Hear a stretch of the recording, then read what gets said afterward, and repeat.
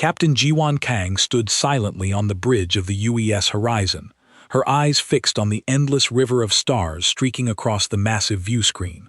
For 3 long months, the diplomatic cruiser had traveled through the uncharted depths of space, mapping forgotten star systems and searching for the one discovery humanity had dreamed of for generations: intelligent life. 15 years had passed since Earth unlocked faster-than-light travel. Humanity had crossed impossible distances, explored countless worlds, and pushed beyond the edge of every known map. Yet the universe remained hauntingly silent. Every new system brought the same disappointment: lifeless planets, abandoned civilizations, and ancient ruins that whispered of extinct races. The loneliness of space had become humanity's greatest mystery.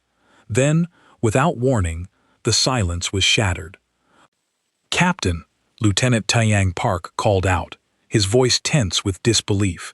His fingers raced across the glowing holographic controls as streams of data flooded his tactical display. "I'm detecting something strange."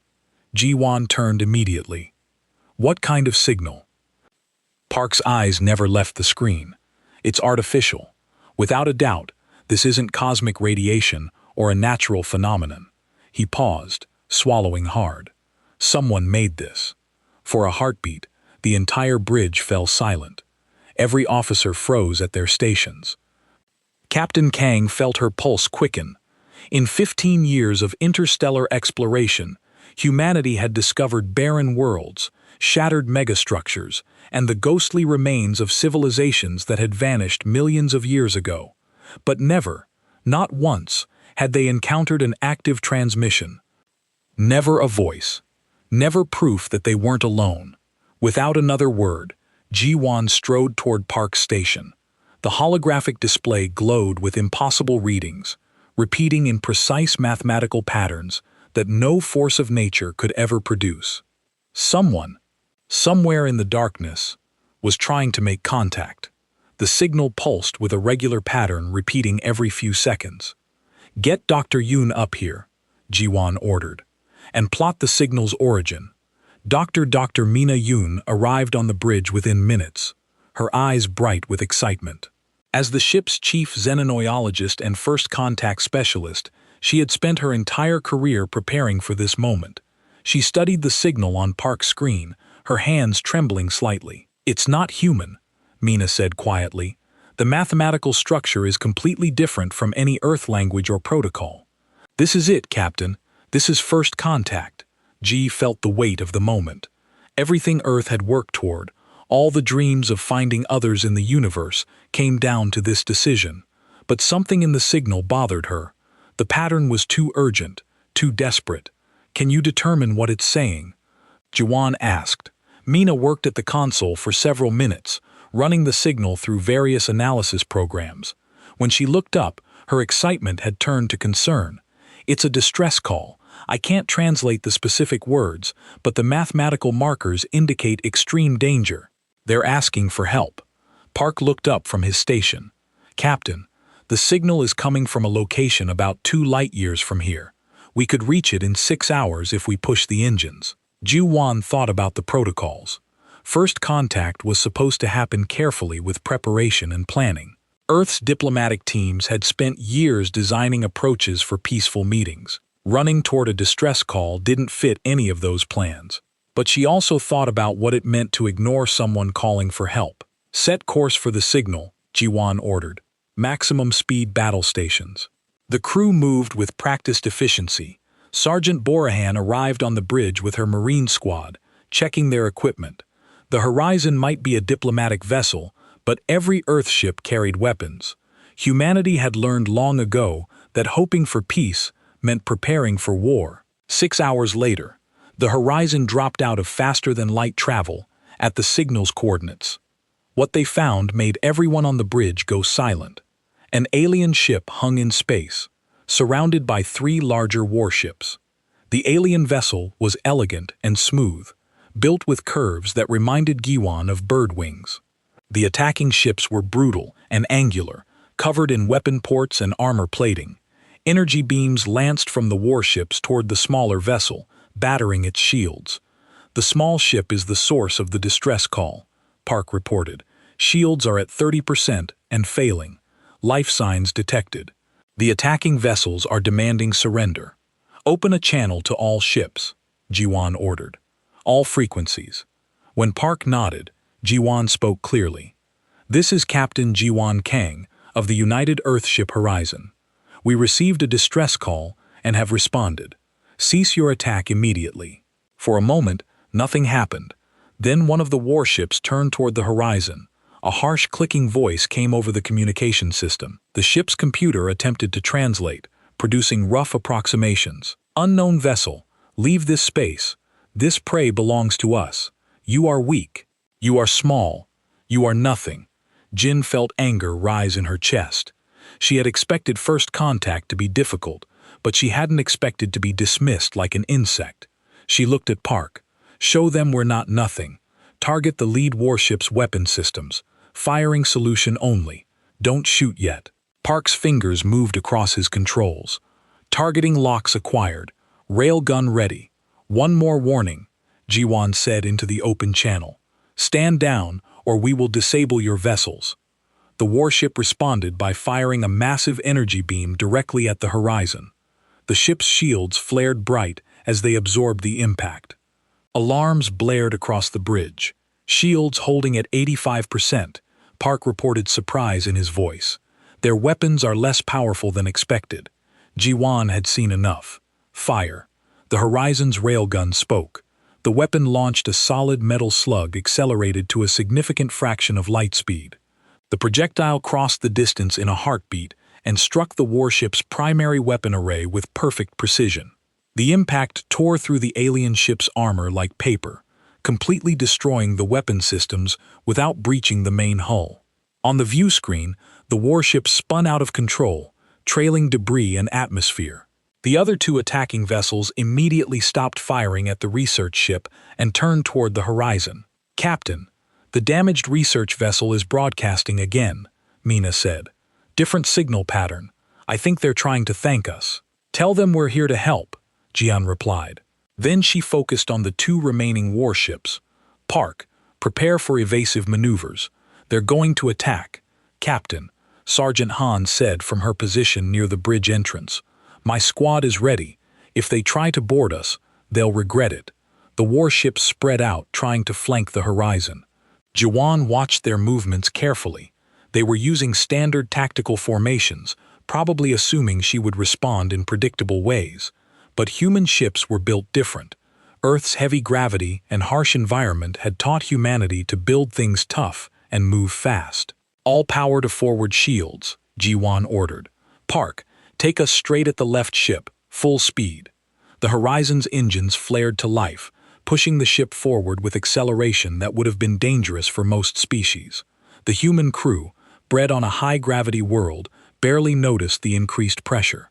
The warship ahead started firing, but the Horizon's concentrated shields held easily. Wait for it, Jiwan murmured, watching the distance close. Wait. At the last possible moment, she snapped out orders. Hard starboard. Fire all weapons. The Horizon twisted in space with a grace that shouldn't be possible for a ship its size. The maneuver would have killed most alien crews with the extreme forces involved. For humans, it was uncomfortable but survivable. The ship's weapons fired in a devastating broadside that caught the warship completely unprepared. The second warship tried to escape, but Park was already targeting it. Another rail gunshot disabled its engines. In less than 5 minutes, all three attacking vessels were crippled and drifting. The research ship's distress signal had changed to something that even Giwan could recognize as amazement. Humanity had just announced itself to the galaxy, and the introduction had been violent, precise, and absolutely terrifying. Dr. Mina Yun stared at her console in amazement. The alien research vessel was broadcasting on multiple frequencies now, and her translation software was starting to build a basic vocabulary. The process was slow, but patterns were emerging. Words for gratitude, for surprise, for safety. Captain, I think I can establish basic communication, Mina said. The mathematical foundations are similar enough. Give me a few minutes. Ji-Wan nodded, but kept her attention on the tactical display.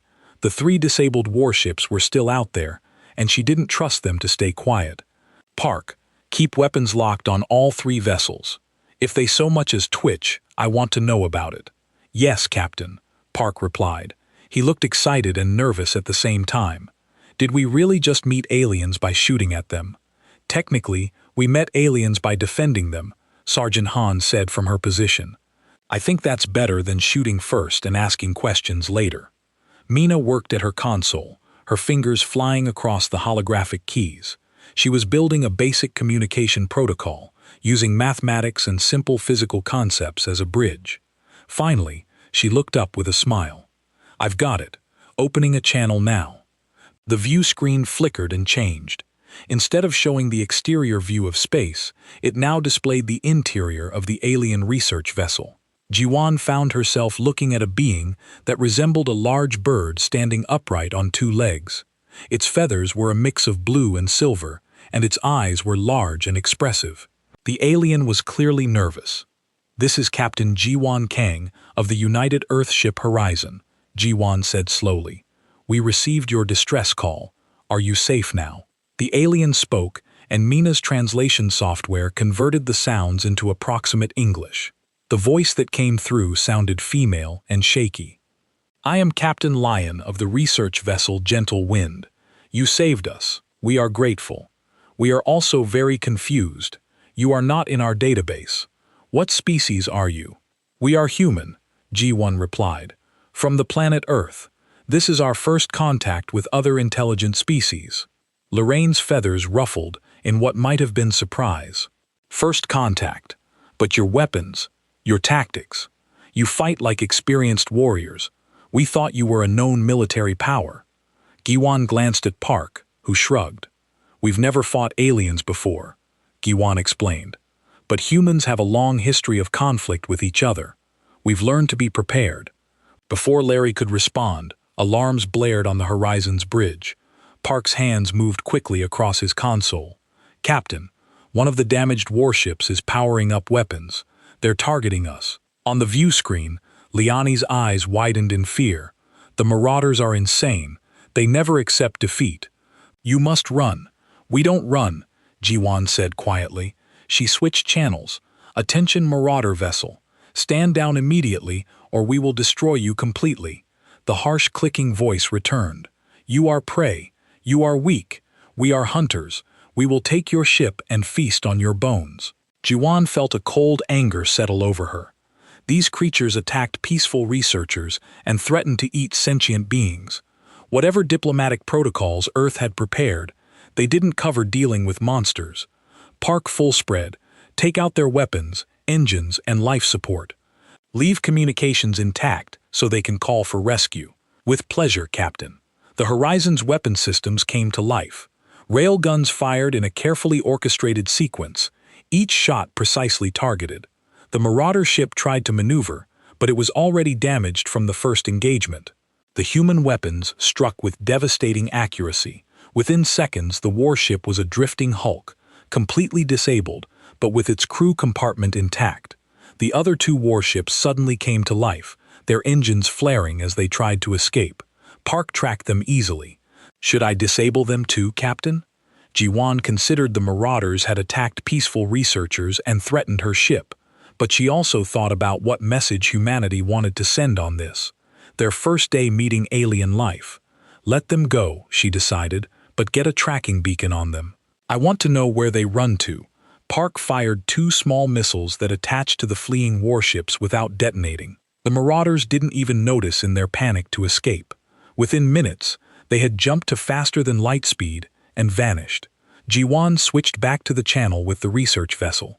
Lyran was staring at her screen with an expression that Jiwan couldn't quite read. Fear, awe, maybe both. Are you injured? Jiwan asked. Do you need medical assistance? Lenny took a moment to respond. We have minor injuries. Nothing critical, but I must ask, how did you do that? Those were War Leader Kraft's personal fleet. They have terrorized this sector for years. You destroyed them in minutes.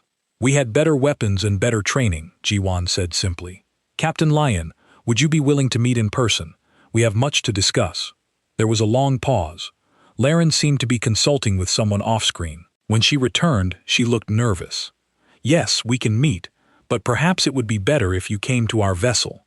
We have limited mobility right now, and our ship is designed for low-gravity species." Jiwan smiled. "That's fine. I'll bring a small team. Sergeant Hun, prepare a security detail. Dr. Yoon, you're with me. Park, you have the bridge." An hour later, Jiwan stood in the Horizon's docking bay with Mina and 4 Marines led by Sergeant Han. They were wearing light environmental suits, not knowing what atmosphere the alien vessel maintained. The airlock connected with a gentle clunk, and the pressure equalized. When the door opened, Jiwan stepped through into the alien ship and immediately noticed something strange.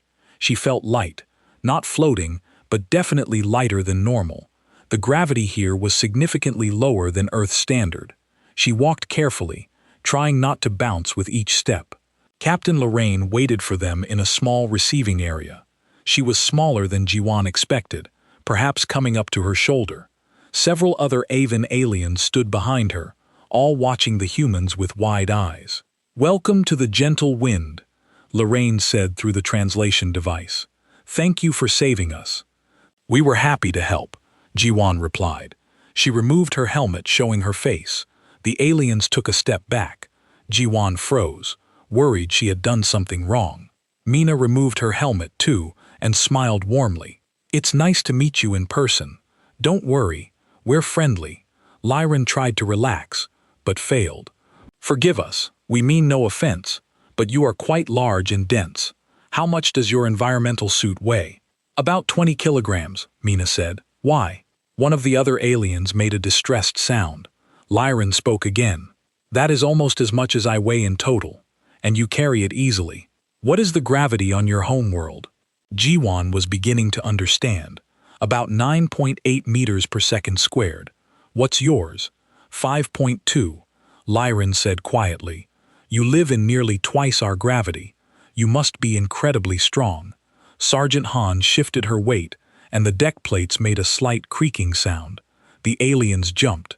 Han froze, realizing she was frightening them just by existing. Mina tried to lighten the mood. "We're not as scary as we look. Humans are actually quite social and friendly. We prefer peace to conflict." Lyran's feathers ruffled again. "You prefer peace, but you fight like Borns. I watched your battle. Your movements, your tactics, your weapons. You are terrifying. And you say this is your first contact with alien species?" "Yes," Jian confirmed. She was starting to realize that humanity's first impression on the galaxy might not be the peaceful scientific image Earth had hoped for. "We have much to learn about you and your civilization. Will you help us?" Lion looked at her crew, then back at the humans. "Yes. But first, I think we should contact the Galactic Coordination Council. They need to know about you. They need to prepare." The way she said prepare made Jiwan's heart sink. Humanity had arrived in the galaxy, but they had arrived as something the aliens feared. This was going to be complicated. Dr. Mina Yoon sat in what the aliens called a conference room, though to her it looked more like a comfortable nest. The furniture was soft and low to the ground, designed for beings who weighed much less than humans. She had tried sitting in one of the chairs and nearly broke it. Now she sat carefully on the floor, which seemed to disturb the aliens even more. "Tell me about your home world," Lion said gently. She seemed to be making an effort to be friendly, despite her obvious nervousness. "What is Earth like?" Mina brightened. This was her favorite topic. "Earth is beautiful. We have vast oceans that cover most of the planet, mountains that reach kilometer into the sky, forests filled with millions of species, deserts, jungles, frozen polar regions. It's incredibly diverse." The aliens exchanged glances. One of them, a scientist named Parn, spoke up. "How much of your planet is covered in water?" "About 70%, Mina replied. "Why?" "That's a lot of water," PN said nervously. "And you mentioned jungles, dense plant growth." "Yes, especially near the equator. The biodiversity is amazing. We have millions of species of insects alone, and thousands of species of large animals. Some predators can weigh several tons." Another alien made a sound that the translator struggled with. It came out as something like distressed chirping. Mina stopped talking. Is something wrong? Lion stood up and walked to a console. She tapped several commands and a holographic display appeared, showing what looked like a database. Dr. Yun, could you provide exact measurements for your planet? Gravity, atmospheric pressure, oxygen content, average temperature range, and radiation levels. Mina rattled off the numbers from memory. As she spoke, she watched the aliens' reactions. With each measurement, they seemed to grow more agitated. Lion entered the data into her console, and the holographic display changed colors from green to yellow to orange to red. Dr. Yun, Lyran said slowly, according to the Galactic Habitability Index, your planet scores as a Class 12 Death World. Mina blinked. Death World? What does that mean? PN pulled up another display. The galaxy has explored thousands of worlds. We classify them by how dangerous they are to life. Class 1 worlds are paradise planets, easy and gentle. Class 5 worlds are where most spacefaring species evolved. Class 8 worlds are considered extremely dangerous. No known intelligent species has ever evolved on anything above Class 8. Until now, Lurin added quietly. Class 12 worlds are not supposed to produce complex life. The gravity is too high. The atmospheric pressure is crushing. The oxygen content is toxic. The competition between species is too fierce. Life on such worlds dies quickly or never starts at all. Mina felt a strange mixture of pride and concern. But Earth has billions of humans. We've built cities, cultures, technology. We reached space. How can that be impossible? That's exactly our question. Parents said, you mentioned predators that weigh tons. What do humans eat? Are you herbivores? We're omnivores, Mina explained. We eat both plants and meat. Our ancestors were hunters. We used to chase prey for hours until they collapsed from exhaustion. We call it persistence hunting. The room went very quiet. Lenny's feathers were flat against her body. A sign of extreme stress. You evolved as predators, endurance hunters, on a world where everything is trying to kill everything else. How did you survive? Mina thought about it. We adapted. We learned to use tools. We cooperated in groups. We're social creatures, you see.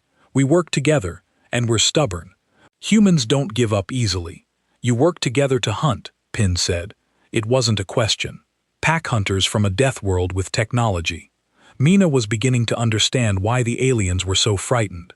She tried to change the subject to something more positive. But we also create art. We write music and poetry. We explore for the sake of knowledge. We dream about meeting other species peacefully. We're not monsters. Lion made an effort to relax. I believe you, Dr. Yun. You seem kind, but you must understand what this means to us. Your species has capabilities we can barely imagine. Your soldiers can move in gravity that would crush most of us. Your weapons are terrifyingly effective. Your ship performed maneuvers that would kill our pilots. And you say you've never even met aliens before today. We've been preparing for this moment for years, Mina said. We wanted to make a good impression. You made an impression, Lorraine replied. Just not the kind you expected. Dr. Yun, I need to ask you something important. Has Earth experienced any major catastrophes? Extinction events? Mina nodded. Yes, several. The most famous was 65 million years ago when an asteroid hit Earth and killed most of the dinosaurs. Before that, there were other extinction events, ice ages, volcanic eruptions, floods, and life survived. Perrin said in wonder. Life on Earth survived multiple extinction events and just kept evolving, kept getting stronger, kept adapting. That's what life does. Mina said, it finds a way. Lynn tapped her console again. I'm sending a message to the Galactic Coordination Council. They need to know about your species immediately. This is unprecedented, a death world species with faster-than-light travel and military technology. The council will want to meet you. Is that bad? Mina asked. She was starting to feel worried. This conversation hadn't gone at all the way she'd hoped. It's necessary, Lion said. The council makes decisions about how new species integrate into galactic civilization. They'll want to evaluate your intentions, your capabilities, your danger level. Mina's heart sank. We're not dangerous. We came to help you. You defeated 3 warships in minutes, Lorraine pointed out gently. Ships that have terrorized this sector for years. You are absolutely dangerous. The question is whether you're dangerous to the innocent or just to the wicked. The Council will need to determine that. Back on the horizon, Captain Jiwan Kang listened to Mina's report with growing concern. She sat in her quarters, reviewing the data about Deathworld classifications. The evidence was clear. By galactic standards, humans were the product of a nightmare planet. She opened a channel to Earth Station Alpha, where Admiral Hyuk Choi was waiting. The signal took several seconds to reach Earth and return. When Choi's face appeared on her screen, he looked tired. "I've read your preliminary reports," Choi said. "A death world. I suppose it makes sense. We've always known Earth was harsh, compared to most planets we've surveyed." "Admiral, they're afraid of us," Jiwan said. "We saved them, and they're grateful, but they're also terrified. This isn't the peaceful first contact we dreamed about." Choi was quiet for a moment. "Captain, fear can turn into respect, and respect can turn into friendship, but only if we earn it. When you meet this Galactic Council, represent humanity well. Show them we're strong, but also that we're civilized. Can you do that?" "Yes, sir," Jiwan replied. "Well, make Earth proud." "I know you will," Choi said. "And Captain, I'm sending reinforcements just in case this council doesn't respond well to Deathers. The Third Fleet will arrive in 3 weeks. Until then, be careful. We don't know what we're dealing with yet." The transmission ended, leaving Jiwan alone with her thoughts. Humanity had reached for the stars, hoping to find friends. Instead, they'd found a galaxy that saw them as monsters. But maybe, just maybe, they could prove that even monsters could be heroes. Unity Nexus was the largest structure Captain Jiwan Kang had ever seen. The diplomatic station hung in neutral space, a massive ring of metal and crystal that could be seen from millions of kilometers away. Hundreds of ships from dozens of species docked at its ports. As the horizon approached, Jiwan felt both excited and nervous. "It's beautiful," Lieutenant Park said from his station. "I'm reading at least 40 different ship designs, all alien. This is incredible." "Stay focused," Juan reminded him. "We're not tourists. We're here to represent Earth." 3 weeks had passed since the encounter with the Marauders. The horizon had been escorted to Unity Nexus by Captain Lyron's people, who had been polite but distant. More importantly, Admiral Huck Choi had arrived with a small fleet of Earth's newest warships. His flagship, the UA's Indomitable, now floated near the horizon. Jiwan met the Admiral in the docking bay before they departed for the council chambers. Choi was in his formal uniform, medals gleaming on his chest. He looked every bit the military commander, which Jiwan supposed was the point. "Remember, Captain," Choi said as they walked, "we're here to negotiate as equals, not as supplicants. Earth bows to no one." "Yes, sir," Jan replied. She had Dr. Mina Yun with her, along with Sergeant Borahan and 2 other Marines. They made an imposing group, especially considering most aliens were smaller and lighter than humans. The council chamber was enormous, hundreds of seats arranged in a circular pattern, each one designed for a different species. At the center was a raised platform where the human delegation was directed to stand. Jiwan felt like she was on display in a zoo. The council members filed in slowly. Jan saw species of every description. Some walked on 2 legs, others on 4 or 6. Some had scales, others fur or feathers. A few floated in tanks of liquid. The diversity was staggering. A reptilian alien stepped forward from the crowd. He was tall and thin with green scales and golden eyes. "I am Counselor Veshitar," he announced. His voice was smooth, but carried an edge of superiority. "I speak for the majority of this council. We have reviewed your species data and your recent actions. We have concerns." Admiral Choi stepped forward. "We are here to address your concerns, Counselor. Humanity seeks peaceful relations with all species." "Peace," Vesar repeated. "Yet you arrive in warships. You destroyed 3 vessels in your first encounter with galactic civilization. You come from a death world that should not produce sentient life. These facts do not suggest peace." Jian felt her temper rise, but Choi remained calm. We arrived in warships because we learned long ago to be prepared. We destroyed hostile vessels that were attacking peaceful researchers. Would you prefer we had let them be murdered? Murmurs ran through the council. Some seemed to agree with Choi. Others looked disapproving. Festar raised a hand for silence. Your actions were justified in that instance. However, the issue is not what you did, but what you are capable of doing. Deathworld species are inherently dangerous. For your own protection and ours, we recommend that humanity be restricted to your home system. Restricted. Choi's voice dropped to a dangerous level. You mean imprisoned? We came to the stars seeking friendship, and you want to cage us like animals. For everyone's safety, Vesar said, including your own. The galaxy is vast and dangerous. Young species often make mistakes that lead to their extinction. We have protocols for this. An elderly aquatic alien in a water-filled sphere floated forward. I am Ambassador Thren. Counselor Vesitar speaks for many, but not all. I have a question for Admiral Choi. What would humanity do if we attempted to enforce these restrictions? The chamber went silent. Choi looked directly at Then and spoke clearly. We would consider it an act of war, and we would respond accordingly. Shocked voices erupted across the chamber. Bashtar looked outraged.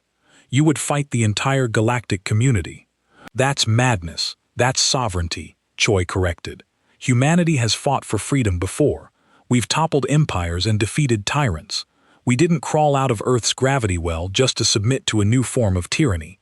We will be free or we will fight. Those are the only options. Jiwan watched Ambassador Thren closely. The old alien's expression was unreadable, but she thought she saw approval in his eyes. He spoke again. Admiral, how large is humanity's military? Classified, Choi replied, but substantial. We have fleets guarding our home system and task forces for exploration. We build our ships strong because Earth taught us that survival requires strength. Dr. Mina Yun stepped forward, her voice gentle but firm. Counselors, please understand, humans are not mindless warriors. We have art, music, literature, philosophy. We dream of exploring the universe and learning from other species. We saved Captain Lorraine and her crew not because we wanted to show off our weapons, but because helping others is what we do. It's who we are. Beautiful words, Veshitar said dismissively. But words don't change what you are. Predators from a nightmare world. Sergeant Han couldn't stay quiet anymore. We're not predators, we're protectors. There's a difference. Vesitar turned his attention to Han. And what do you protect, Sergeant? The innocent, Han replied without hesitation. The weak, the ones who can't protect themselves. That's what soldiers do. At least that's what human soldiers do. Ambassador Thren spoke again. I believe we should table this discussion. Clearly, we need more time to understand humanity. Perhaps a demonstration would help. What kind of demonstration? Jiwan asked. Cultural exchange, then suggested. Military exercises, scientific cooperation. Let us see what humanity can contribute to galactic civilization beyond your capacity for violence. Admiral Choi considered this acceptable. But while we demonstrate our peaceful intentions, we will not disarm. Our fleet stays armed and ready. Of course, Thanrin agreed. We would expect nothing less from a sovereign species. The debate continued for hours. Some council members supported immediate restrictions on humanity. Others argued for patience. A few, like Ambassador Thren, seemed genuinely interested in learning more about humans. But no decision was reached. As the session ended, alarms suddenly blared throughout the station. Red lights flashed in the corridors. G1's combat instincts kicked in immediately. What's happening? A panicked voice came over the station's communication system. All personnel, this is not a drill. Multiple hostile vessels have entered the sector. It's the Marauder fleet. War Leader Cray has returned with reinforcements. All peacekeeping forces report to battle stations immediately. Lieutenant Park's voice crackled over Giwan's personal communicator. Captain, we're reading over 50 Marauder warships. They're demanding tribute from the Council and threatening to destroy Unity Nexus if they don't comply. Council forces are scrambling, but they're badly outnumbered. G looked at Admiral Choi. He had a grim smile on his face. Counselor Vesitar, Choi called out, it seems we have an opportunity to demonstrate what humanity can contribute to galactic civilization. Vesitar looked terrified. You want to fight them with your small fleet? Admiral, there are over 50 warships out there. War leader Krath is one of the most feared raiders in this sector. Then it's time someone taught him fear. Choi said he activated his communicator. All Earth forces. This is Admiral Choi. Battle stations. We're going to show the galaxy what happens when someone threatens the innocent. Vesitar grabbed Choi's arm. This is madness. You'll be slaughtered. Choi gently removed the counselor's hand. We're Deathworlders, remember? Madness is what we do best. Captain Kang, get your people back to the horizon. Ambassador Then, you might want to record this. I suspect it will be historic. As the human delegation rushed back to their ships, Jiwon felt a surge of pride mixed with fear. The galaxy was about to see what humanity was truly capable of. She just hoped they would survive to tell the tale. Above Unity Nexus, the Marauder fleet gathered like vultures circling prey. But they didn't know that the prey had teeth, claws, and a very bad temper. The Deathworlders were going to war. Captain Jiwon Kang ran through the corridors of Unity Nexus, her team close behind. All around them, aliens were evacuating or rushing to defensive positions. The station shook as the Marauder fleet began its bombardment. Through the windows, she could see energy beams lancing through space.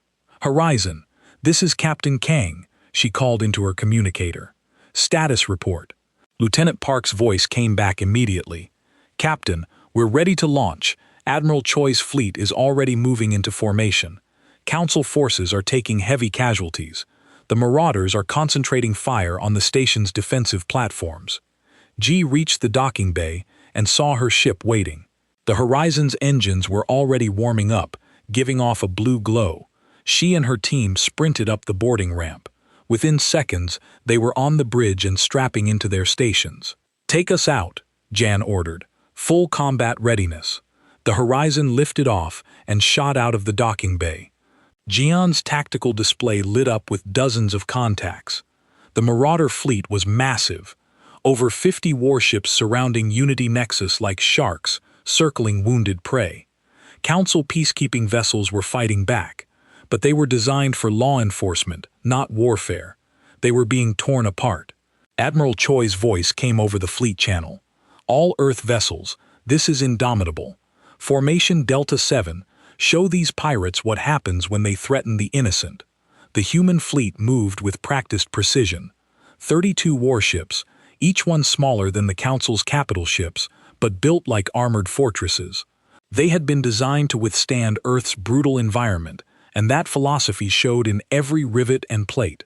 These weren't elegant exploration vessels. These were weapons. War Leader Kraft's voice boomed across all frequencies.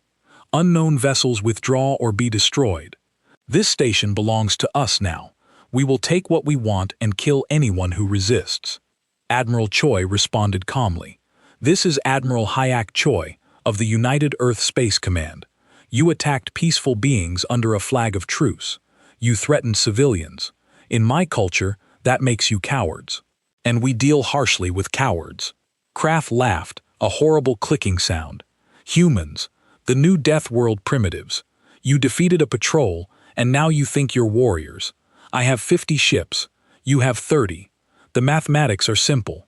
Mathematics? Joy agreed.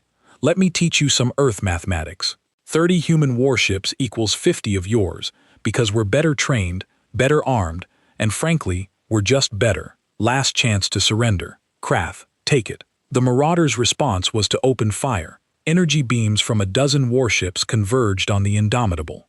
The Admiral's flagship shields flared bright but held easily. Jiwon watched her sensors carefully. The Marauder weapons were powerful, but designed for intimidation, not efficiency. All ships returned fire, Choi ordered. Weapons free. Show them what Deathers can do. The human fleet opened up with everything they had. Railguns fired solid projectiles at impossible speeds. Missiles streaked through space. Their guidance systems locked on target. Energy weapons copied and improved from early alien designs added to the barrage. The effect was devastating. 3 Marauder ships simply ceased to exist in the first volley. Their shields, designed to stop the Council's gentle energy weapons, couldn't handle kinetic projectiles moving at relativistic speeds. The solid metal slugs punched through shields and armor like they weren't there. "Target their command ship," Jiwan ordered. "Park, plot an intercept course, full speed." The horizon accelerated hard, pushing 5 Gs. The crew felt the pressure, but years of training on high-gravity worlds made it bearable. Jiwan watched the tactical display as they closed on Kraft's flagship. The massive warship was trying to maintain distance, but human ships were faster and more maneuverable. "Captain, 3 enemy ships breaking off to intercept us," Park reported. "Let them come," G1 said. "Sergeant Han, prepare boarding parties. If we disable that flagship, I want Marines ready to capture it." "Yes, Captain," Han replied from the armory. "My people are ready. These raiders are about to learn why you don't mess with humans." The 3 Marauder ships opened fire on the horizon. Energy beams and primitive missiles hammered against the ship's shields. Alarms blared as shield strength dropped to 60%, then 50%. "Return fire," Jan ordered. "Concentrate on the lead ship." The Horizon's weapons spoke. The lead Marauder ship's shields collapsed under the sustained barrage, and then its hull began to rupture. Atmosphere vented into space as the crew scrambled to abandon ship. Jiwan didn't feel good about it, but she didn't feel guilty either. These creatures had threatened civilians and refused to surrender. The other 2 Marauder ships hesitated, clearly shocked by how quickly their companion had been destroyed. That moment of hesitation was fatal. The Horizon's railguns fired again, disabling both vessels with surgical precision. "Clear path to the flagship," Park announced, closing to engagement range. Kraft's flagship was massive, at least 3 times the size of the Horizon. It bristled with weapons and armor. But size wasn't everything. As the Horizon closed in, Jiwan could see the flagship shields were already damaged from fighting Council forces. "Target their bridge and engine sections," Jiwan ordered. "Disable, don't destroy. I want Kraft alive to face justice." The Horizon fired everything it had. Railgun rounds tore through the weakened shields and struck the flagship's engines, causing massive explosions. Missiles followed, each one targeted at specific weapon systems. Within minutes, the mighty warship was drifting helplessly, its weapons destroyed and engines offline. "Boarding parties, you're up," Jiwan called. "Han, be careful. We don't know what we'll find over there." "We'll be fine," Captain Han replied. "These raiders have never fought anyone like us." The boarding pods launched from the Horizon, crossing the gap between ships in seconds. They attached to the Marauder flagship's hull with magnetic clamps, and the Marines cut through using plasma torches. Within moments, Sergeant Han's voice came over the comm channel. "We're inside, meeting heavy resistance. The raiders are bigger than us, but slower, engaging now." Juan listened to the sounds of combat, gunfire, shouting, the crash of bodies hitting bulkheads. It lasted less than 10 minutes. Then Han's voice returned, slightly breathless but triumphant.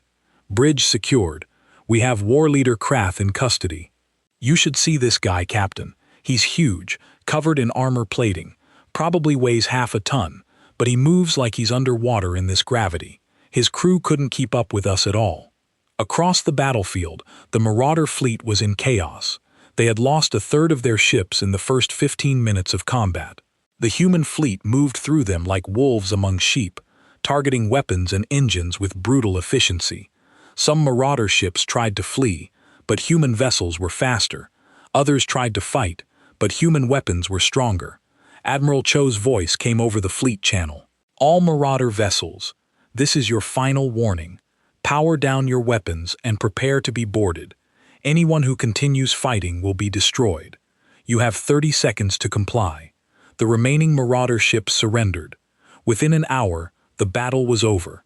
The human fleet had lost exactly 0 ships. A few had taken damage, but nothing serious. In contrast, the Marauder fleet was completely destroyed or captured. It wasn't a battle. It was an execution. Ji-Wan brought the Horizon back to Unity Nexus slowly. Through the view screen, she could see the Council's forces assessing the damage. Several peacekeeping vessels had been destroyed, and the station itself had taken hits, but it was still standing thanks to the human intervention. Dr. Mina Yoon approached Jan's command chair. "Captain, I'm receiving hundreds of messages from the station from all different species. They're thanking us. Some are asking how we did it. A few are still scared, but most seem grateful. We just showed them what Deathworlders can do when we're protecting people instead of conquering them," Jiwan said. "Let's hope they remember that." Lieutenant Park pulled up a video feed from the council chamber. Counselor Vesitar was visible, staring at a display showing the battle recordings. His face was unreadable, but his body language showed complete shock. Ambassador Thren was there too, his water tank rippling with what might have been satisfaction. He was speaking to other council members, gesturing at the displays. Admiral Choi's face appeared on Giwan's screen. "Well done, Captain. Your people performed excellently. Now comes the harder part. We need to go back down there and convince the council that what they just witnessed was us being gentle." Jian laughed despite herself. "Gentle Admiral, we destroyed a fleet." "We disabled a fleet," Choi corrected. "Most of those ships are still intact. Most of those crews are still alive. If we wanted to be brutal, we could have vaporized them all in the first minute. But we didn't. We showed restraint. We showed mercy. And that, Captain, is what will save us in the Council's eyes." G1 understood. The galaxy had just seen humanity at war. They'd witnessed the strength that came from evolving on a death world, the tactical skill that came from thousands of years of human conflict, and the technological prowess that came from a species that refused to accept limitations. But they'd also seen mercy. They'd seen humans capture enemies instead of killing them, disable ships instead of destroying them, and fight to protect others rather than to conquer.